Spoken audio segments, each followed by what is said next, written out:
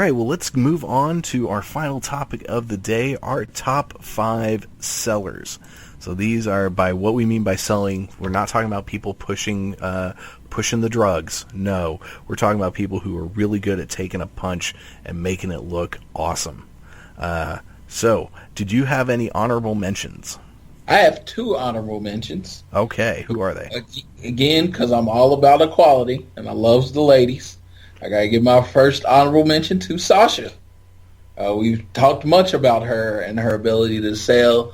And my idea on selling is if you can take a move that looks lame and make it look like it's crushing your soul. And she does that with the Bailey to Bailey suplex.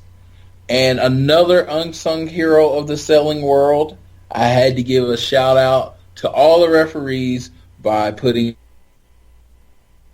this, because every referee has to sell. Like, they barely get hit and they're knocked out for 5 minutes. And every referee has to sell, and me going back and researching, that was one thing I noticed. Earl Hebner in his time was as good as anyone. So it's more of a all-encompassing for all the referees that had to sell, but the name I'm going to put on it is Earl Hebner. Very nice. Very nice. Well, I have actually 4 honorable mentions, and they are all newer, current people. Okay. And one of them is Neville. Okay. And I put him in there mostly for this one move he took in a match against Kevin Owens. Kevin hit him with some kind of DDT. I think it was a tornado DDT. And he landed on his head, ended up flipping onto his feet, and then falling flat on his face. Yes, I remember that spot. And that was so good. My next one is Johnny Gargano. That man is great at the whole I'm dying and I'm trying to pull myself up the ropes to come back. My next one, speaking all about equality, is Bayley. I think she's a good seller. You'll notice 3 of these are lovable losers. And my final is your favorite wrestler in the world, Sami Zayn. I think that he's actually a really good... I think all 3 of these, and I should just put them all together. These are your lovable losers who are really good at getting the crap beat out of them and then dragging themselves up off of their knees to continue a match. So those are my honorable mentions. All right. Yeah, who is your number 5? My number 5 and is the hardcore legend Mick Foley. Oh, I didn't even think about him. Damn. Yeah, what he did with Undertaker and all the sells, and he was they call him a stuntman. Most people, that's like a knock on him, but it's not a knock. When you're a wrestler, like, I will take the beatings that no one else will take, and that should be commended, not looked down upon. Agreed. Yeah, I didn't even see in my thought process, I wasn't thinking about like brutal, getting cut up and bloodied and stuff.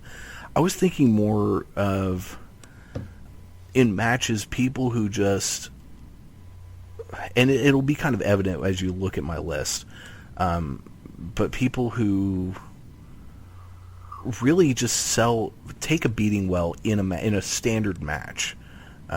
So my number 5 is one of your honorable mentions, and that is Sasha Banks. Yeah, I completely agree. Yeah. Okay, number 4.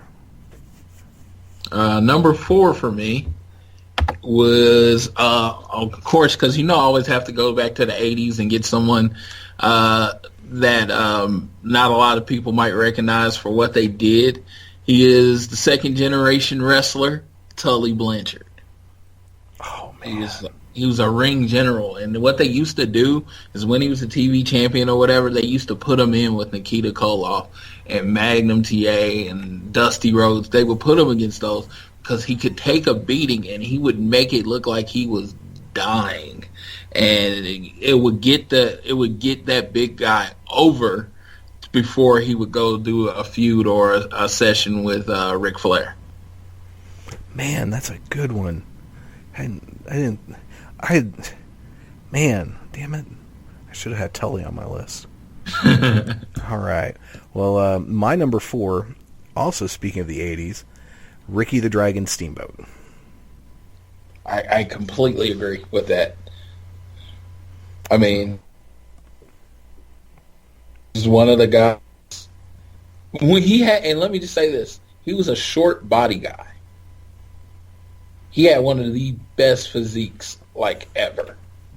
For someone that was that, he wasn't short, but he wasn't tall. But he was always put together. Yes. Yeah, it was, he was, and that was right before everyone was bodybuilder cut, because they were, at the time, because Hogan had big arms, but, he never looked like, you would never mistake him for a Mr. Olympian. But so he was one of the first ones, him, Rick Rude, were some of those first guys that had your 6-pack abs and the whole 9 yards. But he would, I just think back to him getting his throat destroyed by Macho Man, and then all those matches. And I know I was young, but I thought he died. I thought they had a broken neck and he wasn't going to ever wrestle again. Oh yeah, that was traumatic for 8-year-old me. And then his matches with Flair, just good stuff. So who is your number 3? Number 3 is the only actual current wrestler on the list. And it's honestly been used mostly, I like to set it up a little bit, but it's been mostly used as a knock against him. A reason that he's not in the main event is because he's so good at making other guys look good. You have to give it to the show-off Dolph Ziggler. And Dolph Ziggler is also my number 3. That's crazy. Yeah. You just can't talk about selling and not put him in the upper echelons of greatest salesman in the wrestling industry ever. He is that stinking good. That was his. He is so good at making people, whether they're normal, and the fact that he'll do it for anyone. If he got in a match with James Ellsworth, if he did the no chin music on him, and he would kick out. And it was just like, what people don't understand a lot with it, selling for someone makes you look better. Because when you sell, it makes it look like you can take the worst that any man that can dish out. So selling gets you over more. Oh yeah, selling is one of the best art forms, and it's just not appreciated, I think, enough. So yeah, I'm right there with you. All right, who is your number 2? Number 2. Hopefully it's not the same one, but maybe the greatest to ever do it, period. The Nature Boy Ric Flair. Great minds. My number 2 is Ric Flair. I'm guessing our number 1's going to be the same also. I have a feeling. Yeah, I have a feeling. Yeah, God, Ric Flair is arguably the greatest of all time. And he sells so well. And it's just everything, the Flair flop, the flip in the corner, all of it. His white hair worked so well for blood because it made it look so much worse. Because his hair would turn red because he'd be bleeding so bad. Now, was that haircut? Is that his hair, his natural hair color, or how much? I imagine he'd be bald now if it wasn't. Because the amount of peroxide that it would take to keep his hair that white. Yeah. So I imagine that's just his hair. Man, yeah. So that hair, and anytime I see platinum blonde like that, I immediately think of him. Yeah. And I refer to that as Ric Flair hair. Exactly. His hair is white. and then what's messed up though is because Ric Flair is actually surprisingly well known outside of wrestling circles because unlike Hogan, unlike Rock, unlike even Austin, Ric Flair was never had a ton of crossover, appeal or maybe opportunity is the right word. But a lot of people do know him, but then you run into the occasional person who doesn't, and you're like, how do you not know Ric Flair? He was everybody's dad and uncle's favorite wrestler. Yes, he was. He was my dad's favorite wrestler. He'd talk about Ric Flair, and it was like how Babe Ruth was passed along to kids in baseball. That's how Ric Flair was. Because, I was born in 81. I didn't probably start appreciating Ric Flair at about 87 at least, right? He's already in his 40s, or late 30s at that point. So most of the stories about how awesome Ric Flair was came from my dad and my brother, and then my uncles and all of them, all the older guys that really love Ric Flair. And another thing that I think got Ric Flair over more than anything was YouTube. Yeah. Because of the promos and all that stuff that you can just watch on a clip now. You got all these football players that are in their 20s, right? They never really saw Ric Flair wrestle during his prime. They weren't even born during Ric Flair's prime. But they can go watch a YouTube video and they can see him talk about being his Rolexes and his crocodiles, and then of course their dads, their uncles, probably even some of their moms said, man, when it came to wrestling, there was Ric Flair and there was Hulk Hogan. Because when I was young, that's who it was. Yeah, it was always those two, and that made when he showed up on WWF TV, especially when he had the big gold belt with him. Mm-hmm. Oh, that was so cool. I remember geeking out so hard for seeing Bobby Heenan holding that on Superstars or whatever it was, talking about the real world champion coming. I'm looking at him like, holy fuck, that's the NWA title. How is the NWA title on WWF TV? How worlds colliding? Screaming like George Costanza, worlds colliding. It was so good. I was going to say, and a big thing about that with the whole situation is another reason sometimes I hate Hulk Hogan is because of that. When he came to WWF, that should have been the main event at the next two WrestleManias. And that should have been tearing places down. Them trading wins back and forth, Ric Flair cheating to win, Hogan winning. It could have been magic, but Hogan wasn't feeling it. Yeah, and it was. Did they in WWF back in the day? Did they ever really have any matches? No, they never wrestled once on TV. And of course, by the time they they were back. They were in WCW, and Hogan came to WCW. He had that super contract, and that was one of the big downfalls of the Bischoff era of WCW was their mistreatment of Ric Flair. And I'm sure he was kind of a bitch at times and a drama queen. So it's not 100% on Hogan, but the fact that just Hogan can beat him repeatedly in WCW is just a crime. And it just, that goes to the whole screw-ups of Hulk Hogan being just suck. Hey, have wins and losses in your contract, man. He had complete control of his character. He never had to lose unless he wanted to. Which is just idiotic. When you're WCW and you're trying to compete, they didn't have a choice. But I mean... You get 35-year-old Michael Jordan, right? Yeah, he's won all the championships, but he's still Jordan. And he wants to come to your basketball team. But guess what? He only wants to play home games. You give Michael Jordan that contract. Hulk Hogan is the Michael Jordan of wrestling. You give him whatever contract he asked for. Yeah. Because you know what? He didn't need it.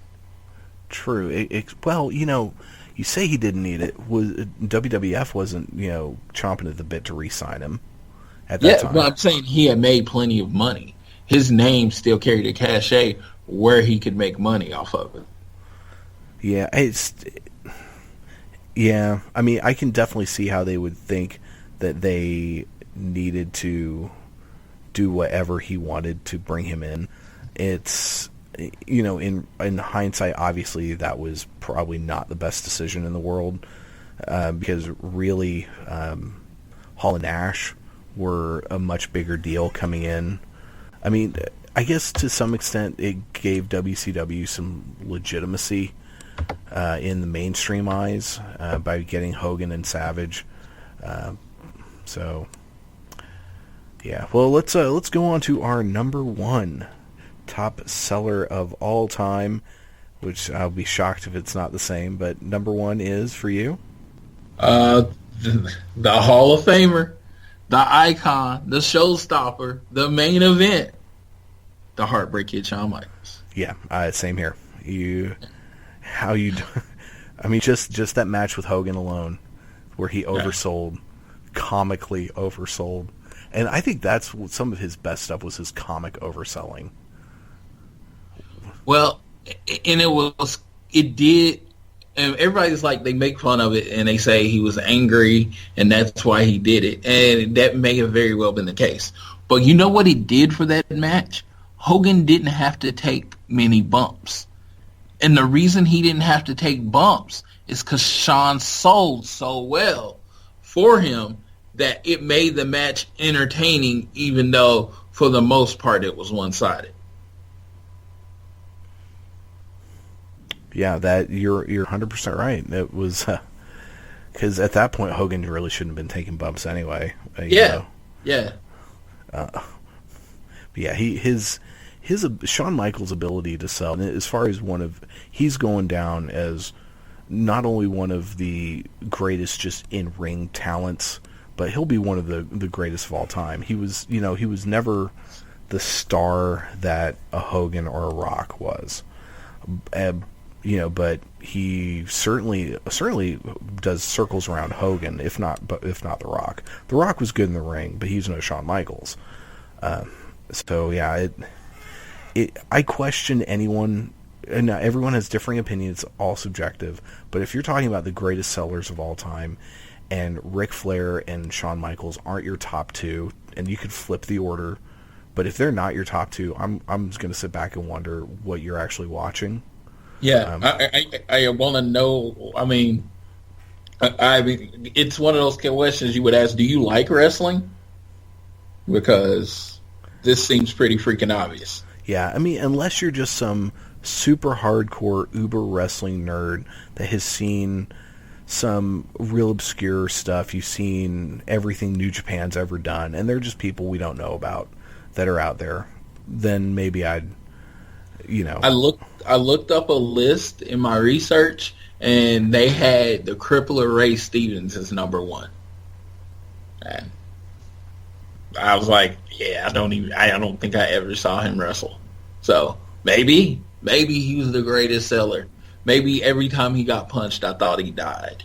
But I've never seen him wrestle. So I haven't either. He can't be on my list. I mean, to me, that's very important for every list that I have. It's never a story I heard. It's someone I saw and I noticed, and what they did affected me. Otherwise, it wouldn't be your list, Or otherwise, it wouldn't be my list. It would be like, man, I heard this guy could really sell. Did you ever watch him wrestle? No, he died before I was born, but... Yeah, that would be like if we put George Hackenschmidt on this list. Yeah. And none of us have ever seen George Hackenschmidt. There are no videos of George Hackenschmidt. It doesn't happen. You can read about it, but I pulled out an old school in there. Whew. Yeah, but I'm just saying, even back in the days, wrestling was just this stage, but no one questioned it. So they must have been selling really, really well. Exactly. But I wouldn't know because I never saw it. Exactly. Well, this kind of brings us to the end. Now, we need to discuss real quickly what our list next week is going to be. We've had a couple that we've been talking about as potential. I had a new idea recently that I think is something a little different than what we've been talking about. So I wanted to see what you thought of this. Okay. I was thinking of top 5 title belts. As in the design Of the belts, the way you thought of the coolest looking championship belts. I'm gonna have my 5, and I'm probably gonna have like 5 honorable mentions, but I'm down. Okay. Because that is like, I mean, when you were young, that was everything to me personally. The belts. It was like whether you had a belt or not had a belt. It was like one time Vince Russo said in an interview, and he called the belt a prop. I literally wanted to kill that man. Yes. Yeah, that to me was such a level of disrespect that I wanted to kill him. I didn't, of course. I wouldn't, but it was just one of those things. It was just like, that's just a complete disrespect for the business, because the belts mean everything. They're who you're paying to see, either paying to see win or paying to see get their ass kicked. Exactly. So that's what we will talk about next week, our favorite title belts. And I've already got a few down on my list. I already know what my number 1 is off the top of my head, so it works. All right. Well, good. We will talk about that next week.